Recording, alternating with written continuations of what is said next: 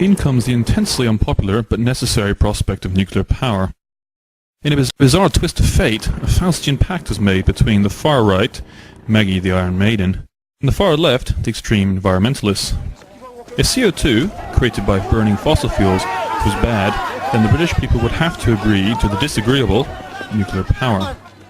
No generation has a freehold on this earth. All we have is a life tenancy with a full repairing lease. Maggie Thatcher forked up the money for the Meteorological Society, MET, to prove to the world that CO2 was bad, and her arch political enemies on the left were ready to back her.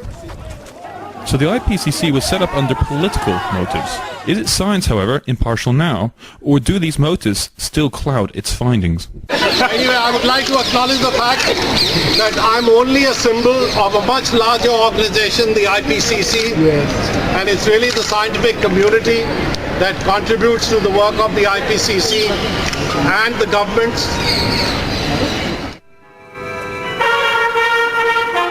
The IPCC has always claimed it represents the vast majority of the world's leading climate scientists. Its views are open, bipartisan, and universally agreed. However, if you look at their makeup, you may have cause to question this. The lead authors select their own teams from like-minded scientists that they have co-authored with. They rarely seek input from those of an opposing viewpoint. Two-thirds of the 53 authors of the key IPCC report chapter 9 belong to a small clique of co-authors. How much were the views of the 700 other leading scientists as listed by the US Senate, who are climate skeptics, included in this report? Whether you believe in CO2-driven global warming or not, it is not fair to say that most scientists are believers. There is no consensus, and even if there was, that means little. Science is based on evidence, not weight of numbers. So let's look at the evidence.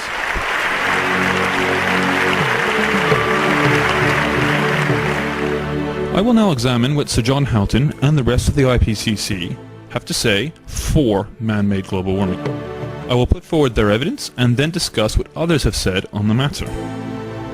It's up to you to decide what you want to believe, but be mindful that in many ways the onus is on the global warming lobby to prove to you that CO2 is the main driver. Global warming, or cooling as it may be, is a normal, natural state of affairs. It can be explained by many other well-documented forces, so to claim the latest climate changes are due to man-made CO2 is just one option, and the burden of proof is on them. Famously, in the movie An Inconvenient Truth, Al Gore showed us the results of looking at the last 400,000 years of ice core data.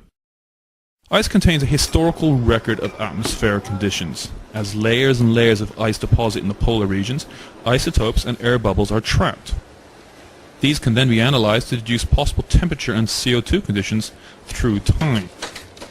By analysing the record of the climate from the bottom of the core to the top, I'll be able to see how we moved from a cold period into a warm period. Al Gore demonstrated to us that CO2 and temperature levels tracked each other over time, and he claimed this implied CO2 drove temperature changes. However, almost universally, climatologists have debunked this implication.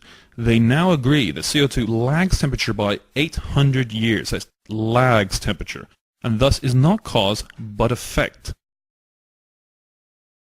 So, CO2 changes lag temperature changes. In response to this evidence, the CO2 lobby claimed that CO2 may indeed be secondary, but its greenhouse effect is then a positive feedback. In other words, it may not start a temperature change, but it makes any change much more severe. CO2 is a minor greenhouse gas. Water, in the form of vapor and cloud droplets, contributes to 90% of the greenhouse warming, not CO2. In addition, we humans only contribute to a quarter, maximum a quarter of the CO2 in the atmosphere. Thus, our direct influence, agreed by most scientists, can only be 2.5%. However, this figure is not enough to explain the 0.7 degrees, perhaps, of global warming seen over the last century. Thus, our climate models use a multiplier of 2.5 on CO2's influence to balance the scales. The existence of this hypothetical positive feedback, or multiplier, is the crux of the matter. Without it, CO2-driven global warming cannot exist. Whether CO2 provides a positive feedback on the climate is highly contentious. Does it act as a multiplier, and if so, how? The proposed mechanism is as follows. Increased CO2 would lead to a slight increased air temperature, which would then lead to increased evaporation of water, especially from the tropical oceans. This evaporation will lead to more clouds in the sky, and thus further warming because this layer of water droplets can have a strong greenhouse effect. So, the multiplier occurs because CO2 emissions not only add to the CO2 greenhouse effect, but also trigger further warming by the water greenhouse effect. In principle, this positive feedback loop, which justifies a 2.5 multiplier, seems plausible. However, if you look at the actual available physical evidence, we don't see this phenomenon happening. If anything, the climate tends to revert to its previous equilibrium after a warming event. Luckily for us, negative feedback mechanisms prevail. This in many ways makes logical sense, because if the slightest change to the planet's equilibrium resulted in dramatic changes, the climate would be constantly going out of control, and it would be a very inhospitable place for us. Ice core data shows us that increasing temperature trends change to decreasing ones, while CO2 levels are still high. Surely this reversal would not be possible with significant CO2 feedbacks dominating. Without these hypothetical feedbacks, CO2 as a driver of global warming is out of the running in the greenhouse effect race. Most agree that a massive doubling of CO2 in the atmosphere can only lead to a 1 degree increase in temperature. This is because CO2 is already saturated in the atmosphere and can't increase its effect much more, irrespective of how much more is added. It may be true that man has elevated atmospheric CO2 by as much as 25% above natural base levels. However, the actual greenhouse effect this directly produces is universally agreed as minimal.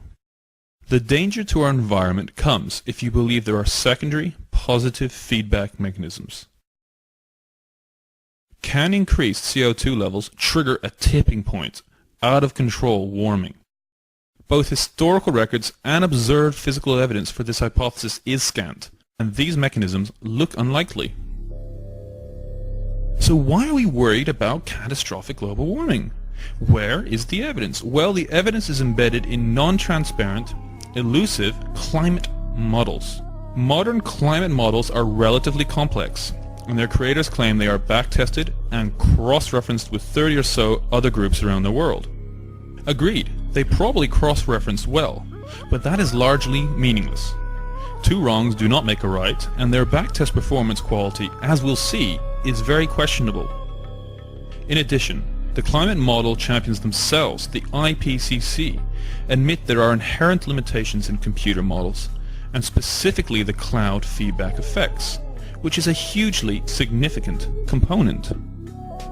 Modelers claim that CO2 is the major forcing driver in global warming. Well, considering that this hypothesis is an input to the model, it's not surprising it comes out at the other end of the model as an output. This is not a robust way to go about modeling a system. The climate is hugely complex. We can't accurately model it currently. We can hardly predict the weather for the next week, let alone the next century. So, we currently have to take them with a large pinch of salt. The 2.5 multiplier effect of CO2 is a crucial assumption in climate models to predict catastrophic global warming. The observed evidence affirming this is currently quite unconvincing.